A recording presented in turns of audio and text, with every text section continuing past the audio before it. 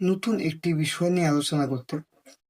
প্রত্যেক দিন আমি ছেলেদের বিষয়ে আলোচনা করি। আজকে চলে আসলাম আমি মেয়েদের একটি টপিক বা সুন্দর একটি আলোচনা নিয়ে। আজকের আলোচনার বিষয় স্তন প্রদাহ, মেয়েদের স্তনের সমস্যা। এই সমস্যা সম্পর্কে আমি সমস্যার সমাধান এবং যে কারণে এই সমস্যাগুলো হয়ে থাকে মেয়েদের স্তনের, তা আপনাদের উপর বিস্তারিতভাবে আলোচনা করব। প্রথমেই আমি আপনাদেরকে বলে রাখি, মেয়েদের স্তনের সমস্যা সন্তান প্রসবের পর স্তনে ফুলে বা শীত লাগা হেতু স্তনে দুধ জমে থাকা কারণে এই রোগ হতে পারে।